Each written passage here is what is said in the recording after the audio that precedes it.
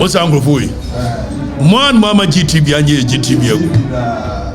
I go be Kafui day by and where you say GTB or the life can carry. Yes, uncle was so a dear friend say, almost on your man. They say, not do we to meet Chimdu GTB and Eginas anime. What is no was Sunduku? One can you on Comabia? My wife, yes. So my name is Yina Saha. Ewa Bramam for the sweet you know. They want to feel a part of you. Let me go there say. That's what we feel in the studio no. And then because we let the people feel what goes on in the studio bar and then there can money idea or moye say there can say I want you woman. Now what Chabrocha go what the BBH says Ghana for sure attorney there. We are there. Because you are any brain, you movie, will be a baby piano, and your money or more talk. Your money, the Abegaso. Okay, so quick one, and you bedding come off a year. The tyranny of John Dramani Mahama, and the tyranny, the government administrative tyranny that John Dramani Mahama is meting out on us. You better sound common. You influence why you didn't come off a year Galamsey. The demonstration Galamsey must fall demonstration, and you better know how hypocritical the NDC government may make catch them. Tell me, a radio station and Angel, me catch them. Some media minimum. Na metimi hu na chire joma ma ofa hwema and ye bedin koma fa Galamsey na 28th 29th 30th covid coming because of conviction. I don't care about who will join me or who will join me. It is conviction, and I have stayed the course. I have been honest with myself. I might be or should be amenena ko Galamsey, whether my government, whether it will be government. So it's not about John Dramani Mahama. But it's about the right thing for the country. So. And our very existence as a people is being threatened. General, in 2028, 29th, 30th, you better a Flagstaff house. Cocaine house and another domain for the kind of city. Occupy cocaine house. Yes, sir. And yes, in Yanuho. Name year, Flagstaff house. You better what episode joining me fine. And no Banama Shame Ponko Tad, yes. Now, my Sanya Sani Beno. If it's a good father to you, the Bruno, and the Ever John Dramani Mama, the catcher, they say, a good father declare state of emergency. State of emergency, we here 30 days, 40 days, 100 days, and some will declare. Or buy you a quality gold board. Gold board is gold or mobetono. Omonto New Monte, dear. Omonto a young good dear. Ombeto small scale mining. We know me and Nunina, where say small scale mining, so you can't crum her. Galamsey. Paper should be a small scale mining. But in reality, Galamsey. So Jomama will come one tenor. He means another. And you better sound common. A betcheramo, Diakoso. Celebrities in so crum her. Bobby, I'm Kano Kore. Nama ye in a Jumanism. Crocodile Jom. Takao Jom. You are any say anything. A Kufaro Tesudia. Near Bonechi. And Shone Sayo. Belamundi. And then Yebeka Kaim. Bobby, you're no flewa. There is a growing concern because of Galamsey. The effect of it is that there's some thuggery. And an open display of guns, gun wooden tax. Na ye can be say Choko di man for someone. We know the ripple effect. You better sound common. You better sound common. Galamsey na ya can want some no. And I'm do frupe. Na mo ye ni papone for. I could father wa buying was so. Minu an man no more buying. Bebre ye would for. Bebre. I would for Kobi. Me kwakwa che so mo ye Galamsey. No more do frupe. Omoye pesamin kumnya. Abai we buy ye. Ni adwen so baby before from. Now the ripple effect. A chio matwa ma branche na mababo krum ha. Obi. Me se mbre bi beba. Someone who say video no a ayi soldier for ne me ankasa me branche okumase edisi ani so mo ntwe mo ntwe. Me se bedu baby we will lose it. E je be kire. Ye busa yo nu. Oba ye na is fanfare. If it's not fanfare, what is you doing? More fire. If you free yet Chromasi, and you're John Dramani Mama, or say, and for the petition of Breno. So only a yes, CG, Chief Justice said, right? Now petition away, and then you'll be a him of Flagstaff House. No, some, and your matan 10 years, and on Tiagina to the acquisition, and you ever read the petition, and if I'm answer, and a petition coy, almost a day. ABC the court see Janet Yachame into a year on what grounds in the betting may CJ you better constitution precisely aha a year for the records we did Okatakyie Afrifa Mensah yeah late na ye late bia no nye machines na nye machine bia wo ha bia ye mono technical team no so ya de precisely dem mo se network mo yemfa nya adwuma etu mo twen ya ba ba ya adwuma no mo mia network ne twen na no just guys sa na obi adwene mo ha also obi ya me ahwe it is an indictment on us as a people see you try so much for network that is not good and no me na me network no me na mtua it is a case for mining ye na se network wo munya o se Okatakyie na ntimi to network meanwhile so obi tia buruchiri o tia less than 500 Ghana cedi onya network the whole month more fire wadwene ya adwuma more fire eti ye case for mining ye a wo de akwatena ba bia ntimi tia ketua bi na agina so sa network monani and you say Okatakyie ntimi to network let's even assume say ntimi to is that not an indictment see you move papa ye timi bo memu papa akamitimi to network gobi e chagene no form but the brain ho you move quick ekofo na ba Vietnam ne ho afo ni number ti betimi akọ ya form kuro ya nya adwuma gobi ya nante quick 28th, 29th, 30th. It is a walk of freedom. Galamsey must fall. Ghana deserves better. Our people must stand up for what is right. This is not about MPP. It's not about NDC. I have demonstrated it. Ope masemu, ope Okatakyie asemu. The way you feel. Na santi semu ye we hiu, and you were hiu. Baby I do know. Se nsuo ne sɛ ya ɛsɛgu ye nyina etiri so and water ni wo a kofi ye nyina bewu genu ye nyina bewu so yenya jimi kakra yenya se ye de Galamsey ya MPP and I've demonstrated it Akufo-Addo penso any demonstration bia man ko ne kurum ha against Akufo-Addo ebi na mo hwe ebi na minika to ati amohwe na nya metu sala na ye president na ye Akufo-Addo na ye Miami government so my conscience is clear when it comes to Galamsey exactly. So 28th, 29th, 30th. See the year John Mahama. It is not about John Mahama. It's not about NDC. Never. If Sir John Mahama the case Akufo-Addo nuclear state of emergency. Kobi. Ye ko occupy Flagstaff House. Ye bu say John Dramani Mahama so yamra dodo saying and they declare state of emergency. But say be now be hunu the effect of Galamsey. Edani shase fa nsuo ni bi kire wo mo. Manfo no say sebi de na ha ya adwene Kobi. Ade we be kunyan. Deformities. Kobi, is MPP and this Galamsey is not MPP and this. Why are we being so stupid? Forgive me for using this word, but why are we playing politics with Galamsey? Why? Look at the amount here, and will be a wood that Galamsey pit more than ever. Kobi, and yes, we look at this. Ensure Nkolanumu. Where is Nkolanumu? Akosia. MP Biba Numbi, Minister Biba Numbi, Jomama Babian will be Chanum Sansu, Akufo-Addo Babian will be Chanum Sansu, as we are dividing on the front of MPP and Precisely. More fire. Fire them. When you don't know the realities of life, me shall say some journalism. And you must say they move me different. Now come a man for noir, General, come a man for noir. He said, Nipa na wu because of Galamsey, Nipa na wu. Nipa na wu no. Nipa na wu. Agosia. And so still in Kenya, man for you.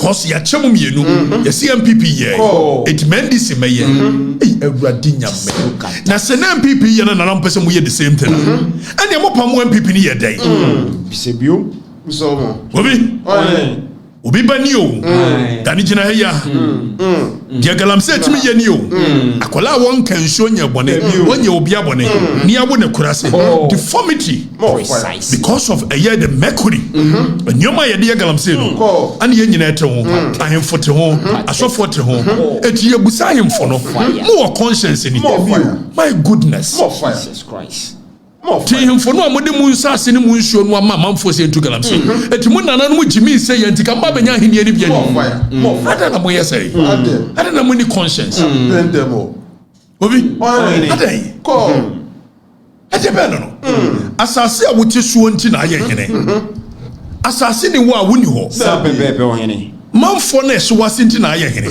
manfo ni nyina yare se no mu wanti wo hene wadwene da tim nti eye papa ni politicians are very immoral. Omuni conscience. It is about money. It is about power. Nothing more, nothing less. But the moral conscience of our society, the chiefs, the pastors, and now so for na yedin. So mun yire to Galamsey anymore.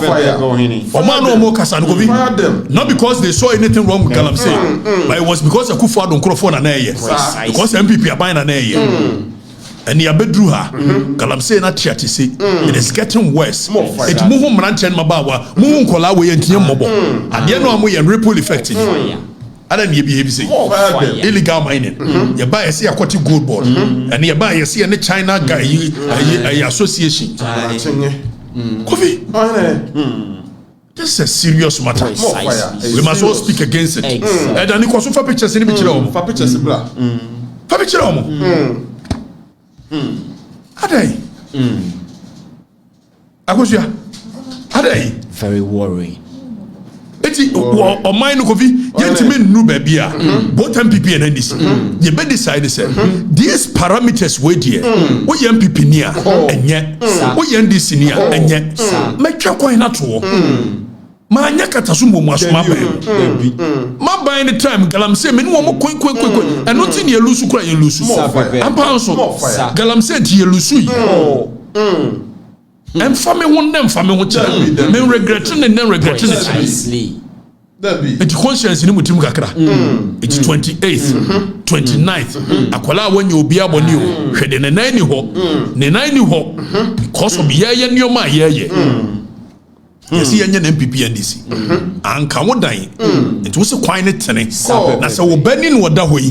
Under the ripple effect of Galamsey, we won't know what to say. Yes, Ebiaka Bubu more fire. And young car would you. And sometimes you think so. We're chili. You think so. We're chili. But two. Then if for pictures and natural more. Show them pictures. Go ahead and show them the ripple effect of Galamsey. So for your dean. Malam Sayedin, Kramufo Yedin, Asofo Hayimfo Yedin. Obiam no. Christian Council. You two are in all of a sudden. Yankoni Yankoshe and Samua Okuje to Blakwa. Fellows of Fusukwache. And I may now the two of my for them. The man for them head of Kai. Me catch them. Say, yet the nail caution and a young time. I was ya. The nail caution and your time. Only conscience 111 is me no me on the core board here. Ye flas and Kregwaba. Kofi me no the core board here. Ye Jena board here junction. NDC chairman catch say. Galamsey the mutu obama and near bar. Be two and kasa. No biobe can be an end by Kontokwa. And I may say Western Regional, Western North Regional minister. Musa say, dear to one man for Nakosha a Quemo. And Pomo Mutu. Na man for no edin komaso. Yajiska komano. Sano moka. Me bwa de onko pamomo. If asemo ni dance no bi ni twa dance. Omo ye no mo send mam so wagege 150,000. Sano moka. Galamsey fo ne nkomo mudi. It is wonye sika dia. Enye de hia no so obetata me. Wode me kokko to enkosi hwe. Kokko pamomo. Wadwuma no no. Western North Regional Minister. Obi.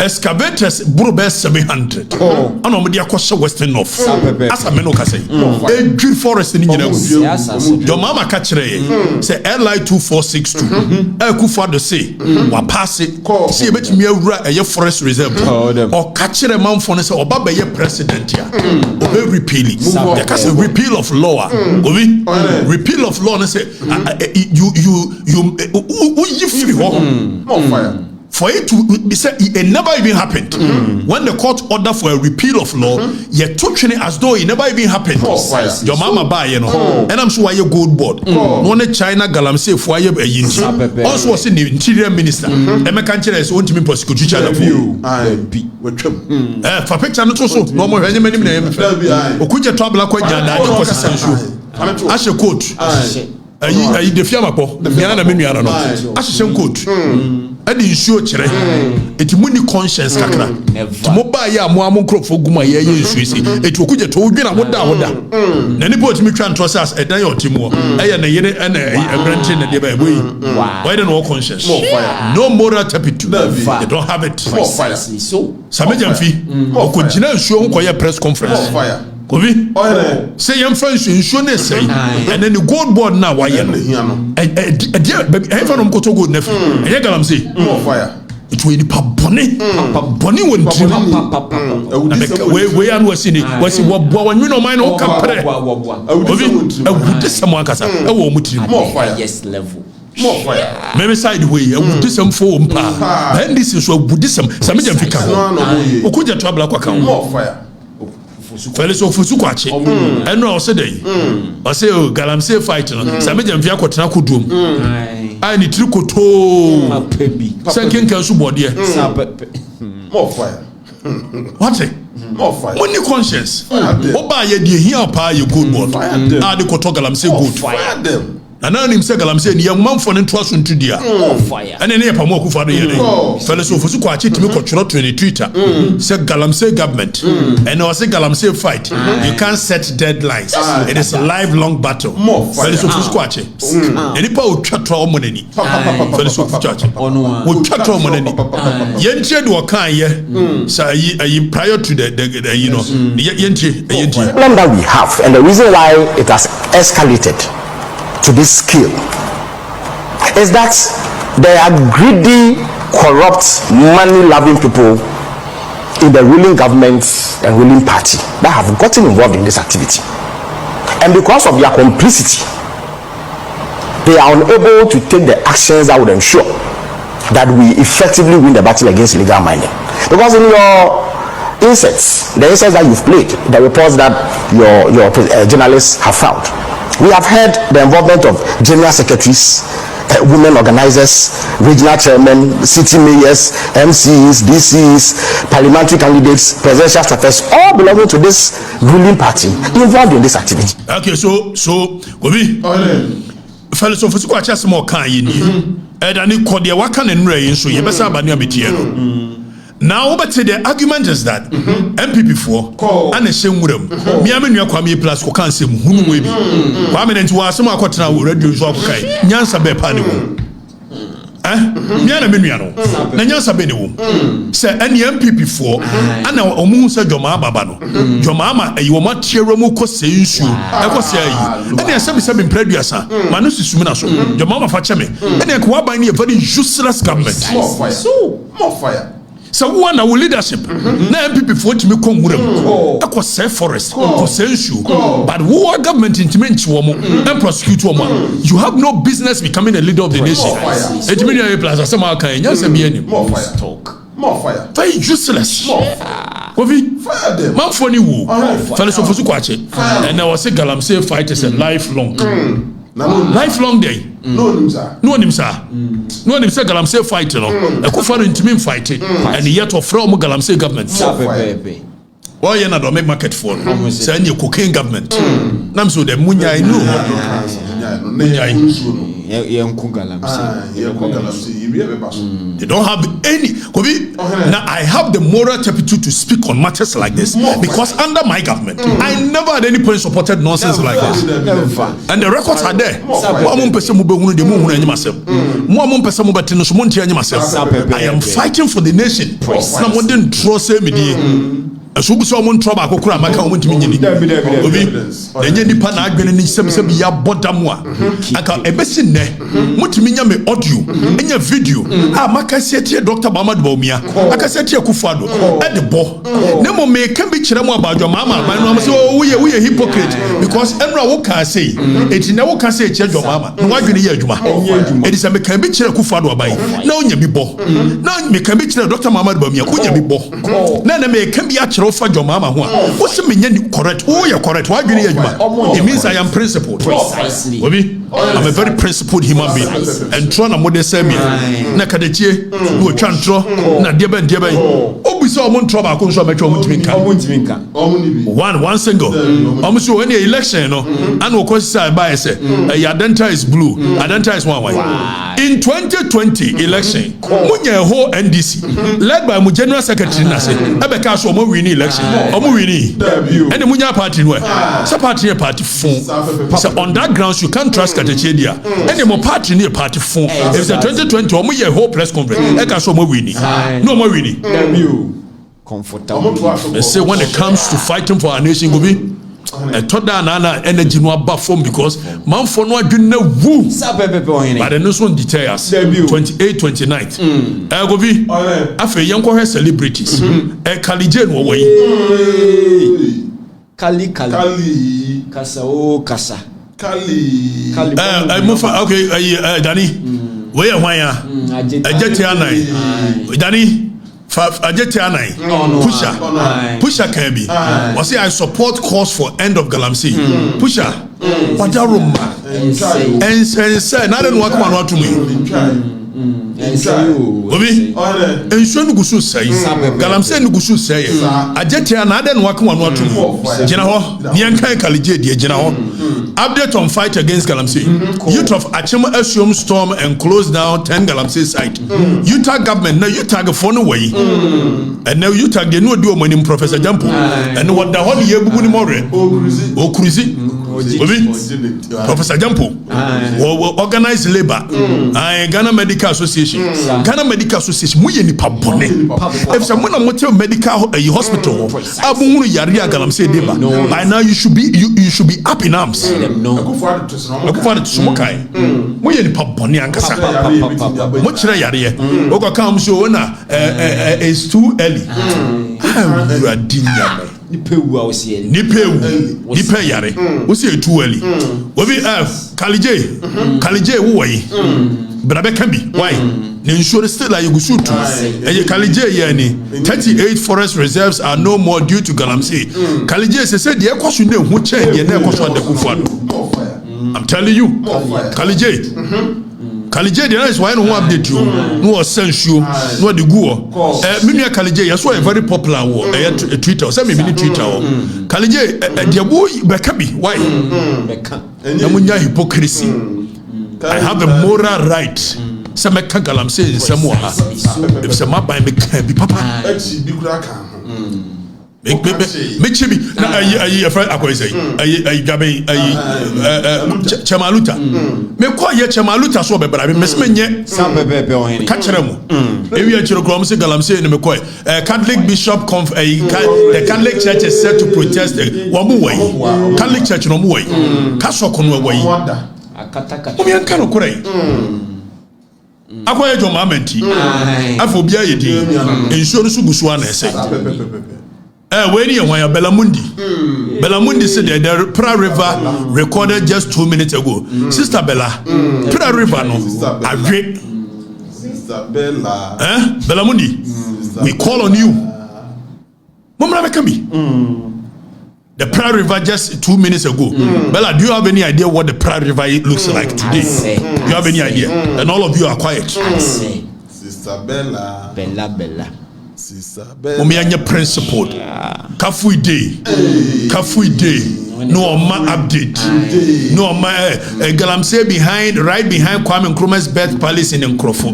Kafui day Nkrofo still now way Kafui day way. Oh, they said that Jomama Benti. All of a sudden they've lost their voice. You see a Galamsey. Nyabraba and so you just were Nyabro and a Nyabro party no ba Ninua Nyabro so I don't know quan the Tokaba Medoku the Tokaba Dominina the Tokaba yes sir okay now we are National Catholic Secretariat no more the buy say Kufuor Pencil Galamsey nye omuwai Galamsey go 28 29 30th we be a coming kwa go for demonstration fire. I come a court to don't come and demonstration fire because of principle. Precisely. Nobody should tell me say it's too early. It's too early. Kofi near where am I going I said diba. Honestly why also can be. Mama can be. Why? A twin try.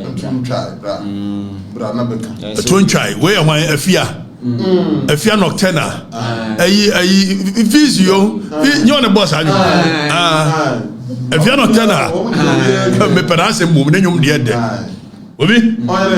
Then you might do voice. Physio, and yes, sir. Hey, you want to say, why,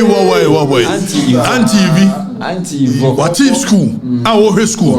If one else in a Kamiaminipa, they say, why Galamsey no, but I can understand her. What bread, and the minute in common swap bread, or Kumagana for him, Gusiri.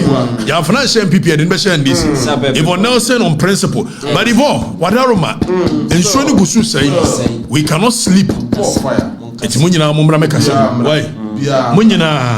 Munina, where why DKB any tirika krakasa champagne. DKB, who tirika krakasa champagne, the Hurushu. It is Shoni Gusu say no way. Who tirikoto sa champagne. What it is? A trade comedies. He said, Woman Galamsey is a comedies. A Kufuor the Tisuntia. Munina Muyini Papone. You lack conscience. Precisely so. DKB, list of one Mensah. We saw a angel. What when you know sports we can be, and then one more candy. List of one Mensah. Well, candy. One cannot correct. No mind one ton. Misforcing. Lydia forcing. Lydia forcing. Until Lydie my. Until Lydie Pacho, you shouldn't so say. You should be more happy conscious. Speak on it. Exactly. Me and Kano Kurenchire away. Women and Kano Kurenchire Yansapone wire. I don't bring Yansapo. I Sadik Arabs. Miana Miniano. Sadik Quadams were ya dear Kakra. Ogusoka and animal was what they tag for no seminal sell the Galam. So Sadik is fighting. Sadik, your morning show angel. I am Mukutino. Why? Miss Sorry won the buyer. Yamukutini. Why? Ogusofaya. It's good. Maybe sorry, when Jesus will be your money. And a Panamuko Sadik Arabs. Oh, angel. Yama free one thing as any show new. As I cry my bread, baby, I'm a cock you should be a free one ego. And as Sadika Pejam Moncoram Guti. TV3 4 update in a way. TV3 Money Papone. Yabatwaba regime changes. Musha that show Jesse. Just smart. TV3 Miane Onia. Just smart. Why any treat satellite dish. Who said you know, and many other Jimmy Trump for the same one I can. Just smart. TV3. It said the Galamsey near Tuana. And so any attitude. I see Galamsey activities having a detrimental influence on health since locals are forced to mix chemicals in contaminated water in order to obtain clean drinking water. TV3 still, I said, contaminated. He said, the Ajay is showing in any ati. Kosu, Danny Konya in your room. Omi and Kano Korenchero. Let's have conscience. Precisely. Let's be moved by conscience. People are dying. Let them Galamsey is let us 28, 29, 30th. Kobi. And they quite the Abatum say China for ye two my annual motion. I said your mom won't may more. I told you guys. The kind of mudimatem. And because or ye goodwill, Ninti, or goodwill, where a Catholic a diocese, Akshi Deben Accra, or Musu, or more a Catholic phone way. Your friends, I acquire Minia, Kokubo for way, and Aqua Yadom. So, no, dear, no, was so big in a sassy. More say video no. Na so no anu kan Galamsey no. Na ochame kwame. Me ana me nua no ma Asante brother, me nua no. Ochame kwame wo wai. About red akogina nsuo. We Tano River no gina ho. Obeka ye wa na ekogina ko chi China for.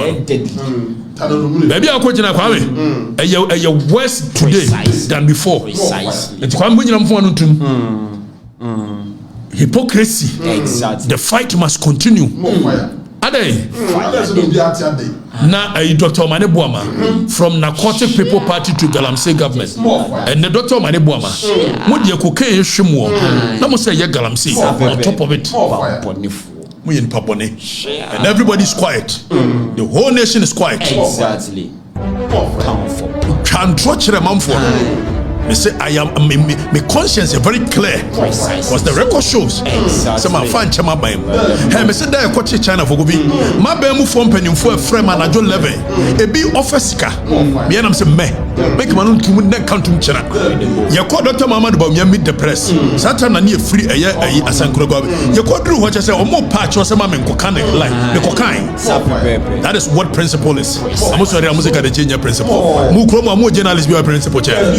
Mention one because man me bomb chrono man kasa me de me gina neutral na me buy na me declare chere say me MPP ni na mo meka no kore na mo adwene wini mu nyansa e dika me declare say me MPP na mo say me no kore fo ma me chiri neutrality ma me chiri the 28 29th pia come in kwa kura me ba and easy omo ni hwemu o man ka chere the biggest scam of a year, the Fourth Republic. Hey, the coming back of John Dramani Mahama. So, gold, you know. Obi, obey via papa. I'm telling you. Gold, you know. Obey via papa. Good. Aye, go be make me bia. Na o se nanim da boko, no aka kire nkola. Say ku fa de dia na nim nye fenti no. Na ye de ahye no Your mama no osresere. O hwere suri. O siri na no praye. Besa hye ade no. Kwaku besa hye ade. Kwasi besa hye ade. O hye ade. No aye di. Mungo to Galamsey no aka na no atum. Akantesa. Etimotimi connected door to say Ibrahim Mahama. One and Kakofi a box site when you know Beboa. Ekofo Jomama Baya na Ibrahim Mahama akola. Sami Jamfi. What no two gold board so. What they compare your O free one na Ibrahim Mahama damfu. What no two MEF. So nkoye MEF. Baby a mineral investment and deben fund. Etimon connected dot. Owie na Ibrahim Mahama ne ayi papa ye also fight Galamsey e wa bra munim se Galamsey China for di mutinti my pa omo ye ya na omo se Complicity omo ye China Ghana Mining Association More fire obi it's more connected dots see ye be wiamo owie ye no an wo sama ayi ye kan say ayi wo made ye omo ye say ene ayi mutaka koka kire manfo ne say efina de ko China ni bia che no injili no we amemu interior minister na ka amemu muko interior minister o see achi amemu ya chi China ni bi enye interest e jano the 28th 29th 30th if me say come nkwan me boxers don kora me demonstration on principle exactly satan we 100 days a year yeah no akosi mede 100 days we try we I can't 4 days 100 days we try what the honeymoon we need clear plan for fighting against Galamsey now go be you moving free ho and a year you can say Reverend Tim for you now before that no say and some no jakwa jakwa any tiri tantan facha me utiri de nyefe me ana menua no utiri nyefe say ye kan wote ne mo aye na adwene so wonsa okọ ayi friends who was that video no what the madani dani yanhwe jakwa response a hanti muntie we yie ne jakwa didi matem obie ayi contain nyabotre obie container no didi matem se ka de che sori anu ye dede se woni madwuma cheme yenko ti enti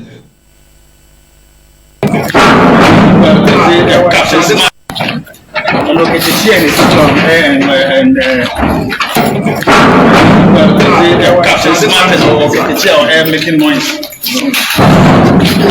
I see people teaching my work. That's if they know their work more than I do.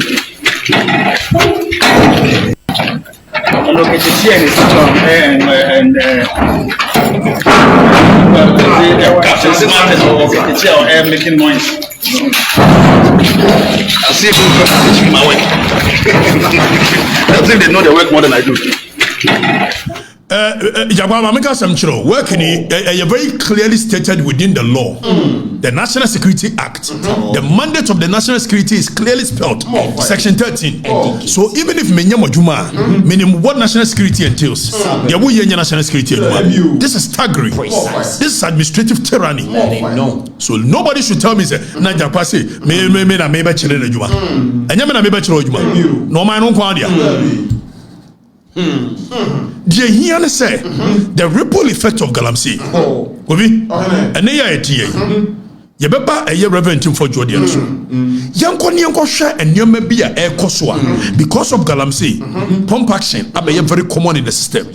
Side down are very common in the system. AK-47 are very common in the system. Yanko AK-47 is a good man. And I need Chiramubi. Yeah, right.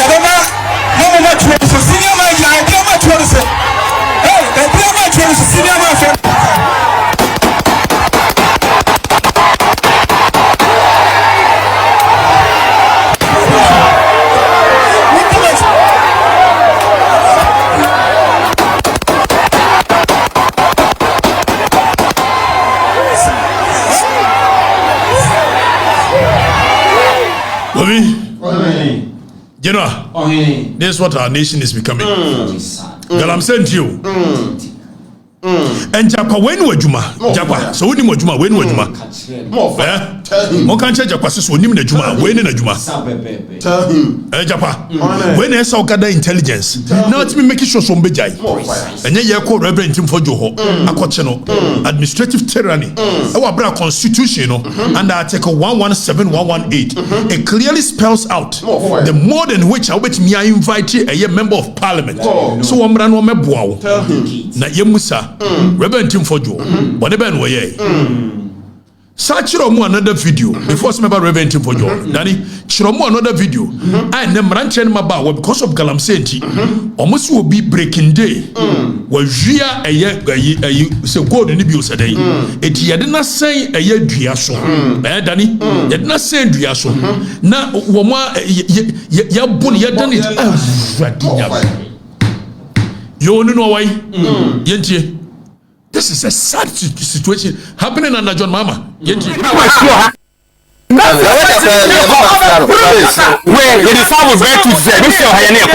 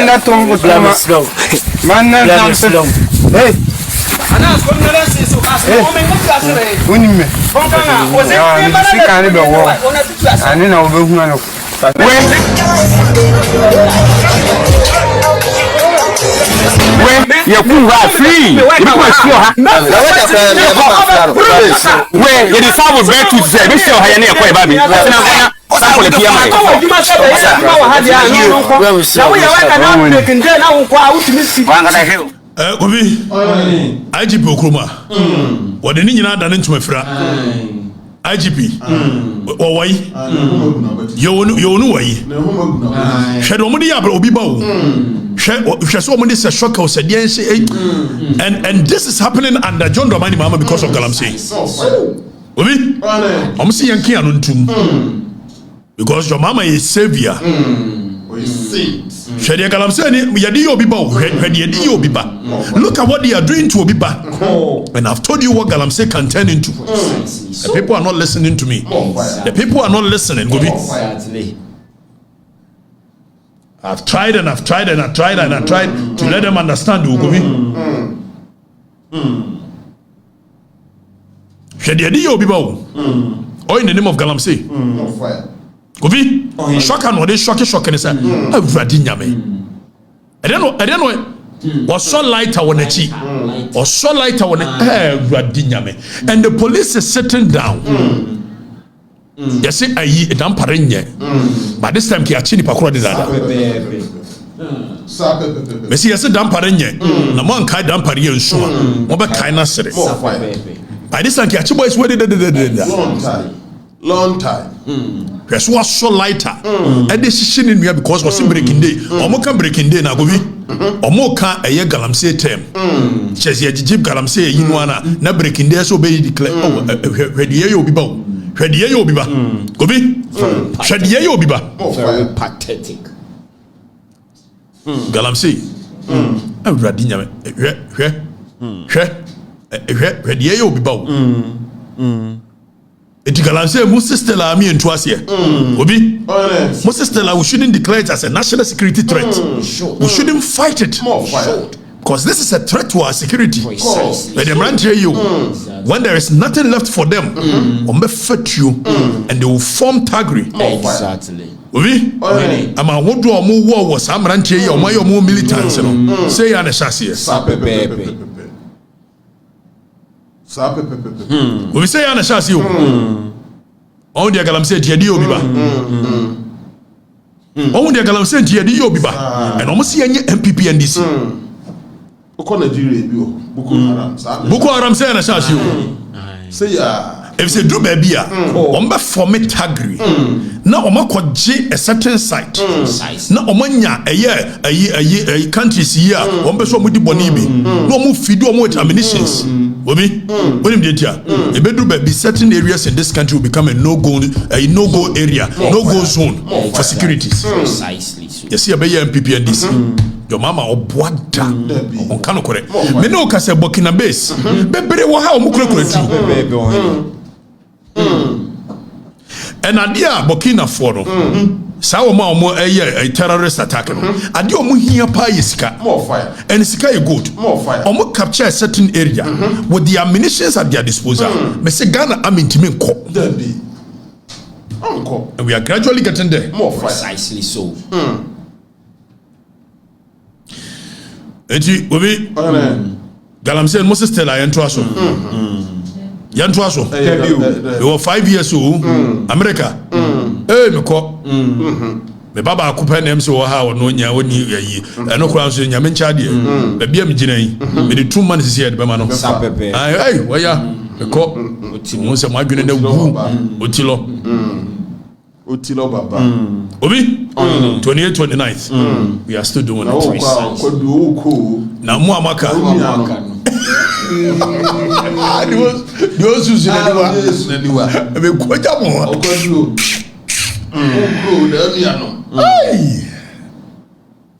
we must be honest to ourselves. This cannot continue. Exactly. Regardless of where you are, whether MPP, NDC. We didn't check Calabia. Now, anyway, from the encore, a Reverend Tim for your Samson. You're trying to Reverend Tim for your Ebeka Chere, sir. There's a suspicion. Say, play me, you know, Ababi Sigana, no more to call, no more to call, you know, and you may be in Koye, 25th no more to blackout be called so, a year put to work, and near day, na plane or by a day, near day, it will not shall see raise questions. And was say, or a ranking member on the defense and security, it ye invited national security, ye invited BNI, narcotics control, ye invited CID, no munyina amra, no mama boy, no ranking member no on defense and security. You can't ranking member. Penny or no D, a defense and security na di any. Ye ni adie. Mostly no. You can't say. Opposition form and a ranking members. It was any adeno or calling on government for oversight responsibility. Some Mumra Yano, one more Felisofusukachidi, one more John Mohamedi, one more Samijan Fidi, one more NDC as a party. Anna, there is a clear difference between the state and politics. There are institutions of state. Though these institutions, the heads of it, and a government president are appointed. But when you point to they must be allowed to work. Precisely. President control on his social media. Say I securities of institutions, you know. What money a year Reverend Tim for you and conquer a juma. They should collaborate. No information be over. Kofi ani na no ani nansa. Omunya show omajuma sokra. Na a president's spokesperson a fellow of Sukwache. Wabejino na show. And small back I feel the goons on Yenia and yellow correct. It will chatro and it causes alarm. Presidential spokesperson and you want to call you on you. Oh, president, I issue statement on the official Facebook. Say security agencies, you know, they should collaborate with a reverend ranking member. It's what business have you? Say what's a medium fee? Wo fellows of Squatching. Mona Mube Yano. A 1 year say. Okay, then there's something wrong. More fire. Obi, after you did the playing a mosia de call baba you, they didn't want to you. After Mutuachi, Enra, Ghana a year airport authority company limited. Wabe issue press statement. Say, so was our letter no fatron. By all standard, and Tron on Subichai. Omaru play also one him. Oh, yes, and I read him. Yes, a more issue, I had the CCTV. I'm a chair at Tarmac, and then the firm possesses CCTV in the Tarmac. I was a man. Which airport in the world? And a CCTV in the Tarmac. It raises and cause for alarm. Cause for alarm. I've heard the other story. You see Japa, and then a crop for. Now, you for picture now, or more original boys in a Copaco woman. Fatu and I mentioned my dear. There's one in it, your friend David. More fire. Minimum power. More fire. Woman about chairman, the same guys, you know. Way more. These are the same guys that came for me. But we also say, I'm some friend David. I want to turn a mechanic for we was such a now. You was shot at dear pinky middle. One to turn a mechanic for me. Who none of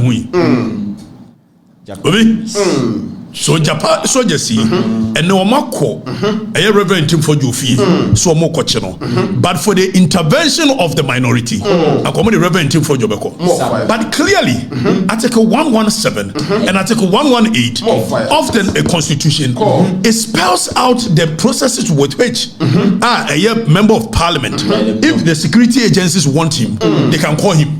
It's very clear. You read the Article 117 and then because of a year time when Yetimi Constitution in the Krabi. Article 117 and Yaneka.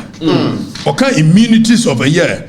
or say civil or criminal processes coming from any court or place out of the parliament shall not be served or be executed in relation to the speaker or member or clerk to parliament while he is on his way to attending or returning from any proceedings of a parliament. And I mean, no, cause a time on Kofi, no reverend him for Joe, no get ready for parliament. So parliament, a yes speaker Aban, a issue memorandum be, and what they call national security for.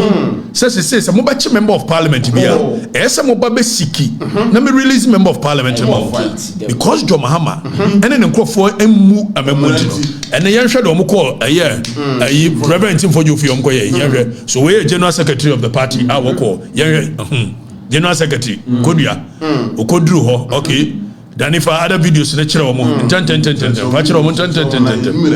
Kofi, but the question we are asking is that are we in certain authoritarian leadership and you call cool time? Ask them. We saw mommy. And they say no. In terms for your channel so many. So person be boa mamu a year can say investigation. Invite him precisely. Why him do here? And no, yeah, na Joma, Dome for say, Yohani Escobar. Nam so why Yohani Escobar? No, so Yohani Escobar, so Pablo Escobar. They will candy like a siapa. They know Mexico. No more, yes, sir. And the MC and Yabuaha. Also, Pablo Escobar, none tactics are usually intimidation. Say, yeah, or one wababa say, Mandiano, or one wababesi. No more kase. Yohani Escobar. Episode use intimidation. And the cover some so. Also, more say some the two dead. Yes, sir. Yes, sir. And yes, idea what the national security could be acquired. Okatakyie reverend him for you for day. You. For already, Miakasa Minia, Laya Chumberima, we're making it clear. Say Reverend Tim for you as a no cano. They are baseless. Don't forget, we're a deputy director of Ayana Cortis Control Debate. Exactly. It is a one who deputy a director. Emana Cortex. What say at the end of baseless? Also, as I'm because you've ruled already, you've passed your judgment. So any other thing that will be brought to you, it will be misconstrued.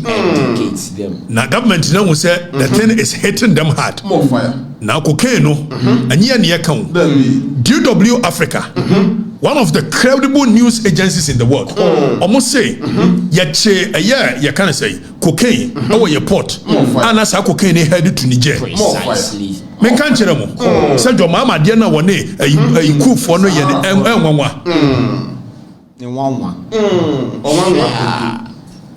Yohani. Why can't who be a Yohani Escobar? When you provide your documents to back your documents, baby, you're here. Now, what can you must say? There is no document in this world that is more than a dear Krami. Where the Constitution of the Republic. Say your papa and your papa.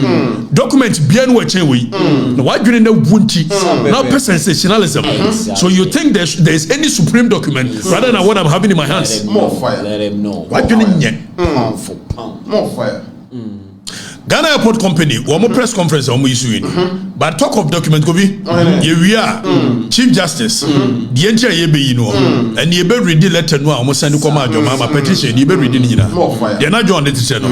You'll be a hint to a year, I leaky, Flagstaff was a leaky, and one Kurami. You petition in it. You see a friend will be first petitioner. You better know. Kinsley J. Or no, you're chairman of chairman and convener, Shining Stars of Ghana. It Kinsley J. Shining Stars of Ghana. Or the petition number 1. Petition number 2 is coming from ACP Ayamga Akolgo. ACP Ayamga Akolgo. One on petition number 2.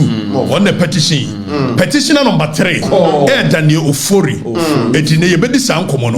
Near Shedjentro almost Yampamu Chief Justice. All number 1 said your mama. Maybe Hannah Moon. They said the petition here, they command your mama and to original show. And the Chief Justice said, Yababe read more fire. The petition no would not petition in Chelsea and public Chief Justice. And you better read the actual. Where a leaked document from Flagstaff House. One more assembly on Wahi. I don't want leak here, but say, Kadaji, you did joy in Yansa Bienu. Or Monaca, any one of the Bremaka. Was it a joy in Yansa Bienu? See the new who on one aqua searching. Not trading our Columbo Newa. Obi, eti ya no makwachi ntim fojo. Ntim fojo nyahwe. Your mama pursue you intimidation. And the cover near man so. Cocaine dear. Obi anim say you are involved. More ye cocaine. DW Africa clearly. So by we know is cocaine hub. Ghana a cocaine hub. Obi to me for intimidation I'm telling you. We are not cowards. We don't fear. Then people who I do maybe say be Jimmy Kakrabe Belchum. What? Sorry. Bibi okay. Obi ba fie no she nose mask no di chehye na wo na nimu a emra ne makwan saa obi be chewa eso issue warrant kire wo no de ne ID card kire nya say kidnapping wo tu afa guno period wo so twetwe na betimi a from where you are good to was a Mrabian watch and Crofon Kavaka of Monim. And from Rofie, and Macho. The laws are very clear. Precisely so. More fire. The laws are very clear. We are not in a jungle. Say, yeah, dear Yakovako Bayanim. You're going to for you. And a junior going to date. Want to talk to you until for you to you. Never to. Or Bana woo. Omusu wo mawu nyesa omode de saa nipa bone for peka de chiache no ono so de ade be hye nanim no wa print ye na be agu first oba wadwene yo se wo ye ndan bi ni oba obeka de na pe wo what do I say so this stupidity must stop. Precisely so. Forgive me for the French but the stupidity must stop. Exactly. This is not what we use state institutions for. No. We don't use state institutions for this. Ade ba no ya to aba ma wo ada ne mo win so mo ni nye ada ne mo win elections na still am ni nye mo se so bia ye bibia ko bi o fare nko mra ni mo afa ye di asam no ayi social media and they say ye dey state institutions terrorize obia ya kan ho asem ya kire mra no ba bia mra ne da your mama so fa nya adwuma way ana mo sese akufo ado for way color TV got so black and white amemo fun sei ana sese akufo ado for monko GhanaRecords.com na monko read these stories in the ego obi clearly this nation is heading back to the coup days. Precisely. Economy almost still a cool mindset no the way am your mama na nkofo bi hebe cool mindset jeje Rollins adwene no ewo mutrim e duru ni maka kire mo me si chief justice on beso omuyi no de etro on beso omuyi ne say omo ba enioma mi no omo se akufo ado afele the High Court with MPP inclined people. Omagene no. And so MPP inclined people yeah. And omo release Japanese to force and omo bo omo nsebo. So the omo ye say omo beso omo yi chief justice we. No omo do omo chief justice ba. Oko constitution ni mu a ye will be a friend tribunal, regional tribunals. Ordinarily, any democratic constitution it should not have what we call regional tribunals under it. Now, young what regional tribunals are under the constitution. Now, regional tribunals, because J.J. Rollins, or no military mindset in and the regional tribunals, special constitution. For the past 22 years, you regional tribunal and they were most of the regional tribunal back. You be ready regional tribunal. Now almost a constitutional creation. So we have the Supreme Court as the apex court, and your court of appeal coming right under it. And your I think the regional tribunals, the High Court, then regional tribunals. That is Article 148. Most more documents in the Kokofa Constitution. You reading? What bond do? Now, Yansha there Article 142. Also, there shall be established in each region of Ghana such a regional tribunals as the Chief Justice may determine. Can you? So it has left the creation of regional tribunal in the hands of the Chief Justice. I don't know so much to mean Justice Tokunu.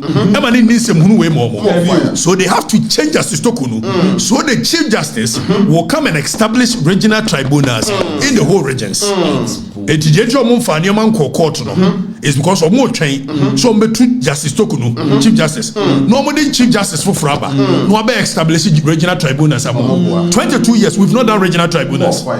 Now, I share the composition of the regional tribunal. Or say the regional tribunal shall consist of the Chief Justice, one chairman, who is as a chairman here, chairman of the PNDC. Then, so regional tribunal, so mo besetia, chairman man of the that means NDC for Crawford, they don't back show, and they don't need to have any legal backing, legal knowledge. Or what now was some so a tubasha. Yes, a tribunal tell be some so. Yamana follow Yakrama in the era of Judicial and no person side babak.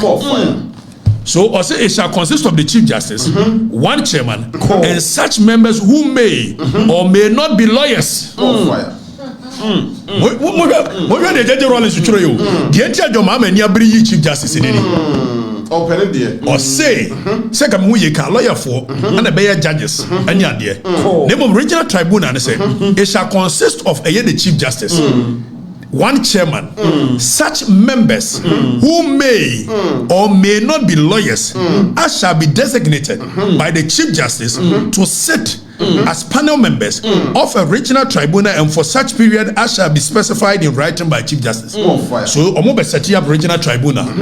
According to Article 142, Judge Rollins in the way shame because also when you court said the be a court no be create one kasane de. Now your mama no yes civilian government no also will be creating regional tribunals. The moment Chief Justice and one man in ye Chief Justice. No kure wo munyina ni. Mese no kure wo munyina ni gobi.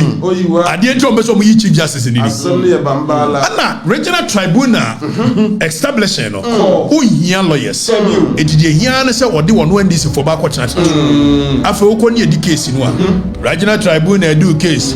Yes ya jail you. Now let's look at the jurisdiction of the regional tribunal. Or say the regional tribunal shall have jurisdiction to try such offences against the state and the public interest as parliament may by law prescribe. So in this case, we are faster no more majority in parliament. A pass sembra no more the regional tribunal. Now regional tribunal at naso. No more the dim crofo case. It instead so we go through the high court, the court of appeal. Almost so we use it. Omo be creative regional tribunals. This is what your mama is doing. The entire Chief Justice in Nigeria. Me na make a chiro. And come on koso. Now I say the regional tribunal shall have such appellate jurisdiction relating to the matters described in clause 1 of this article as may be prescribed by law. See you could do one some high court. Instead of court of appeal. Now could do Supreme Court. Regional tribunal now our appellate jurisdiction. The gas appellate jurisdiction. It means Oduwase we are. What mean from court of appeal? This outside the baho. That's outside the baho. Judge Rollins the creative are boni we. And I mama person was out to us. Article 142, 143, the jurisdiction of the regional tribunal. The courts are in appellate. Because appellate jurisdiction. You do as a magistrate. Anye yafako. We are not a high court. Not high court, court of appeal. Not Supreme Court. But with the regional tribunal, the appellate jurisdiction of the court is given to the regional tribunal. You don't go to court of appeal. It's one of the you do as we Naka so called appeal. Abasako maho. No fire. The Hona no better. Eddie, your mama sent Crawford Traba. So when ye a year or muddy. Now, young Conian share Article 1433.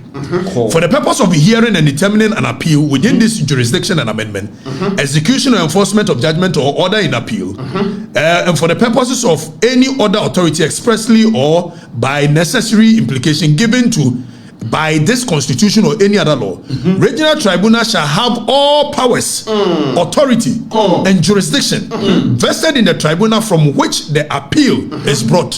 So all powers when it comes to appeal. Regional tribunal will have it. More fire. Eddie your mama be ni. Waiting and near Biri CJ no. Na yanko read petitions na omodi aba no. More fire. Read it. Justice Tokunu. Now petition number 1.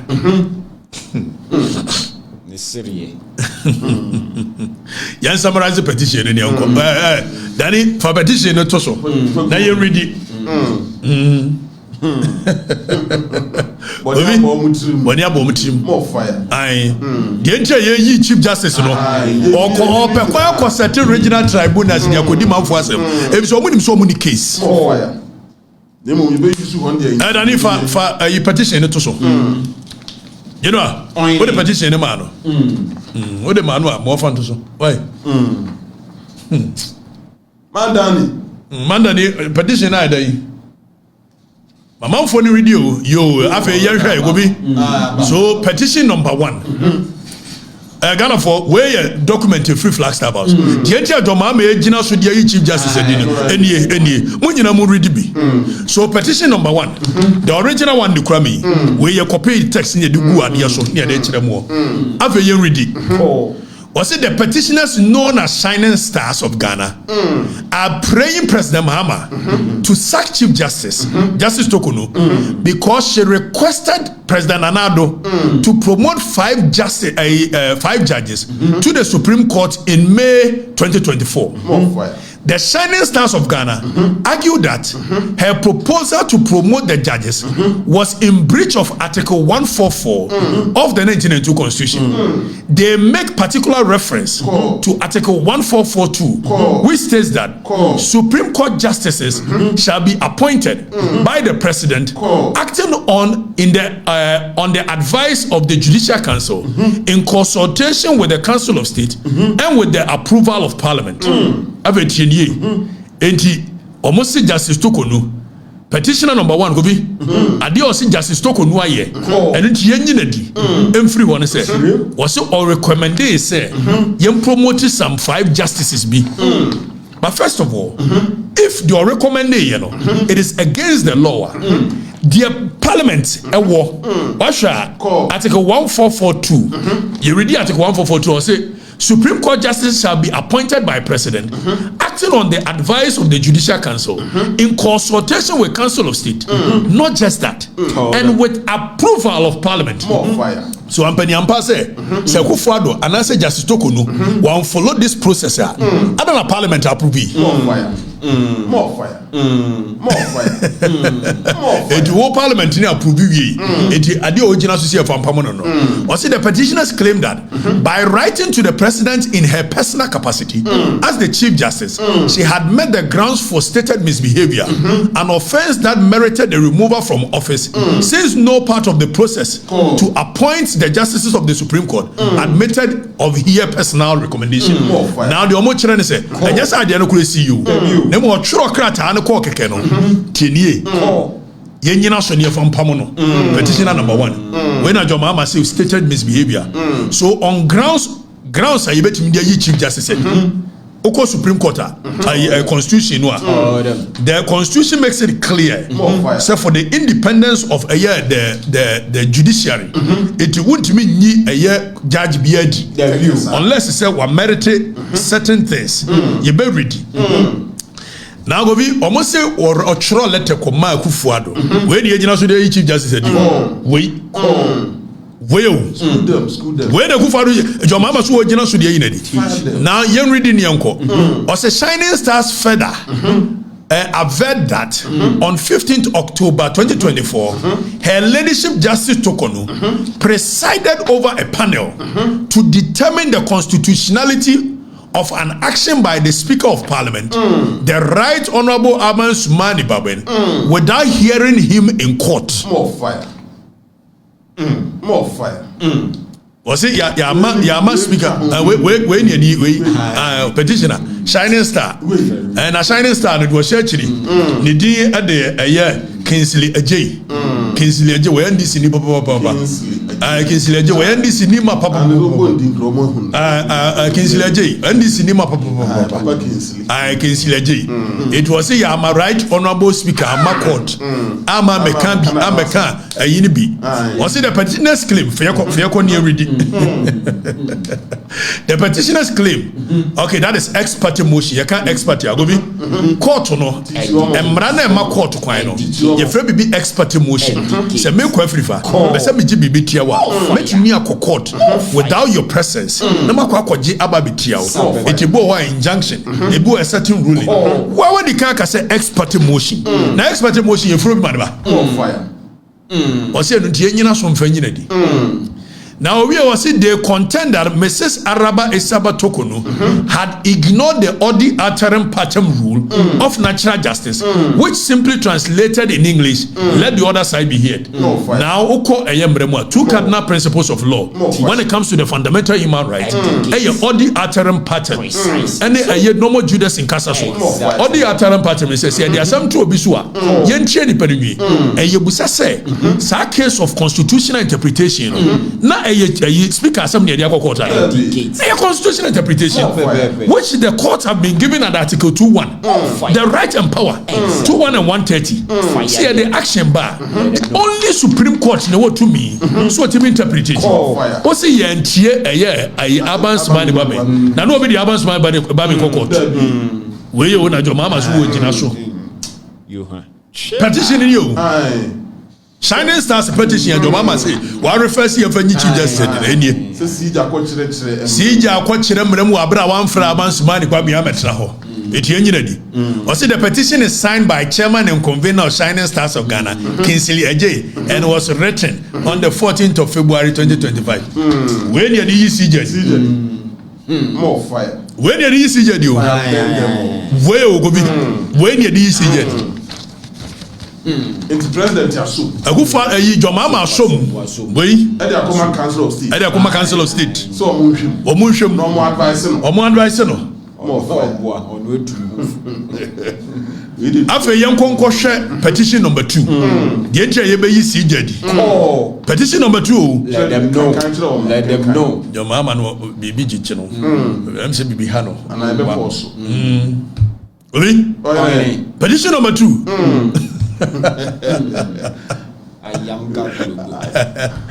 Allah wallahi jama'a bibi hano Allahu akbar Allah when we jina so ya mfra bamba bi ama etie grounds for removal voy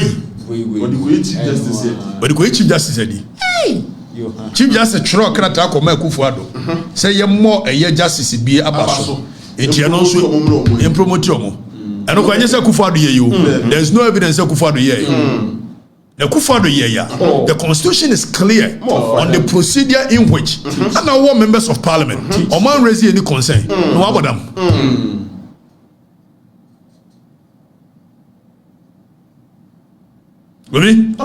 Petition number 2 every ACP Ayamga Akolgo now ready we have a say Ayamga ACP Ayamga Avi, you ready way? ACP ni assistant commissioner of police. Where you police ni no say a lawyer ni. Ai, we ni mumra. And what wrong? Eti Yohani, you wajina so. Yohani ya memu, Yohani sempa. Etrem yenu, tichemudu. Osina ACP Ayamga Akolgo. What the petition by? Ni ready petition. Was assistant commissioner of police. Ayamga Yakubu Akolgo, who is also a lawyer and a chartered accountant, once the Chief Justice suspended immediately for doctrine evidence, abusing her office, and being discourteous and aggressive towards him in court. More fire. Udin come much there now, so can say Yena Sumfani Chief Justice. Chief Justice name no. Or no Ayamga no. Chief Justice did not and the Chief Justice a doctor a year records of the court. Now the entry were doctor records of the court. Was it COP ACP Ayamga averse that he appeared before the Supreme Court on November 14, 2023 in a case instituted That is the Republic versus High Court. Secondly, ex parte, also ex parte Biabaha. Ayamga Yakubu Akologo. The police officer claims that the Chief Justice was also the unruly to him. You guys are unruly as well. Muno. Or no, Ayamga is a Chief Justice in Muno. Asking him to stop shouting in the court. Also, Chief Justice Kachans during his submissions and without provocation caused his arrest and detention for about 2 hours on the grounds that he was rude and exhibited conduct that was unbecoming of a lawyer. More fire. Now, the entire Yengina so, from Pamu Chief Justice, and they said, Mr. Ayamga stated in his petition that the Chief Justice order to arrest and detain him amounted to 1, abuse of prestige judicial office, breach of due process of law, rush of anger, and intended to ridicule and publicly embarrass him as a lawyer. More fire. Eti ono Ayamga no Chief Justice Tiatiano Chief Justice Ekatches Onya so shouting eti abuse of the fundamental right Article 33 among the processes are abuse of fundamental right as a person. You can go through Article 33 and seek redress. You can sue the Chief Justice. You don't sue the Chief Justice because wabayaba your mama so be court where your lawyer Chief Justice Tiatiano eti yenyina so mfanyi Chief Justice Weyo, when a mama so would so. Support so on the mouth, the more hot. Well, Kobe. When a mama so would so the Chief Justice said, because I am gas a lawyer or court, I'm a Chief Justice Tiatiano, a Pamono, Cheno. So it is abuse of one fundamental human right. And meanwhile, he won't go on Article 33. What does Article 33 says? It says that if anybody your fundamental right is abused, whether a lawyer, whether you should come to court and come and seek for redress. Or someone seeking for redress. When your mama saw the now for you say curiously, he claims that when he requested for the record of proceedings from the Supreme Court, he was shocked to see that it contained no reference of his arrest or the disparaging remarks the Chief Justice is alleged to have made on record. That to him constitute tampering with evidence and abuse of privilege office. Hey, bro, president. Wait, second petition, I know. Was he abusing the fundamental right? One court, do it, and your mama did Chief Justice in Ababu Yapodam. Baby, I'm telling you, Abainabodam. No, I'm telling you. Abainabodam. Now, me shut time, me share a year, you can't say, Sofia Kufu, former Chief Justice. Me share former Attorney General. A year, you can't say, a Betimodi Drusu. Nama share a year or more. I didn't run it or more was our committee. So says, how do you imagine us to be a Chief Justice? Kofi, when was so general? ACP Ayamga, Akologo. When was general? When watch Petition. When petition.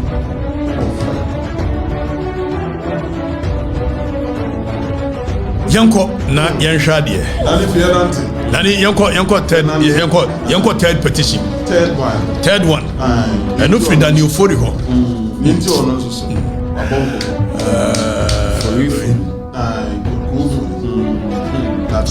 It's a Munuquao. Some can't go. We near me. 3 months in government where it is you'll be a bachelor. It is 3 years. And some Funukua. Now by our bar, who will be Papa you are. Every day scandal. When I could yet. Well, for third one, a brand young kind of Euphoria. So then Euphoria, a Ghanaian citizen, alleges 21 instances of misbehavior on the part of Chief Justice and 4 counts of incompetence, which must necessitate the removal of the Chief Justice. Now, was it Chief Justice among the instances of misbehavior are allegations that the Chief Justice allegedly used 261,890 Ghana cedi of public funds of her private foreign travel in 2023 with her husband and daughter who were not entitled to such benefit as it stands now. Whether ne kunu ne ba no sika we ya wo ka so mu die no so won for evidence bi am by was this Chief Justice Yusui. They also spent $30,000 of the public funds as per diem on the trip. Honestly, the Jomama Ejina so dia pamu Chief Justice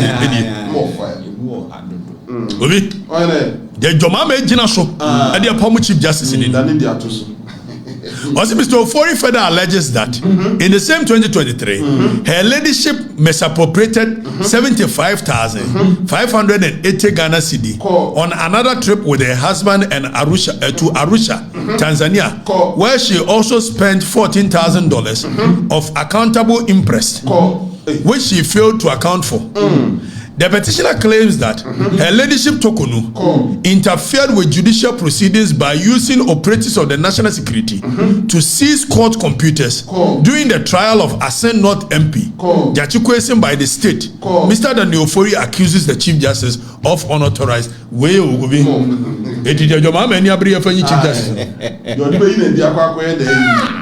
tribunal. We are petitioning.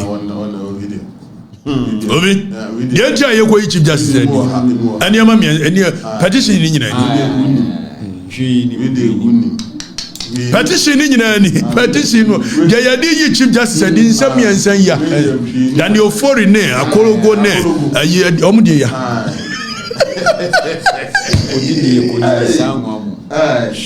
Wait, where did the Chief Justice said, stated misbehavior. Where are we? Your mom won't she? Some funu can say ya. The entire Chief Justice said, and I'm here to get we know you. Nemo mono no kura womu pan say. Me so person mo be a tribunal, regional tribunal. No mo didn't kwasesem. No, I can be. Monica, sir. Monica. We know you. Monica. We know Monica. Messi, the entire be here, Chief Justice said. Your mama on you serious. Never. On you serious. What's the sign you? Obi? The mama of yesterday wants to sound one. When what did you not swap how much Chief Justice? So, near my way, near my country, way. Say, liar, so called court in the Atiatia.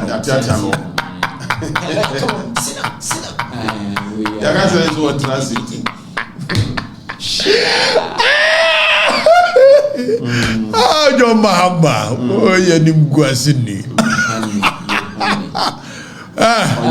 Money way Janakwai. Yay, also for school. Nah, you go reach headquarters. Obi, you see, I say, be a reach headquarters. You find your mom for the quiet. You be see a bekan semina. You be see a bekan semina. Who yan DC?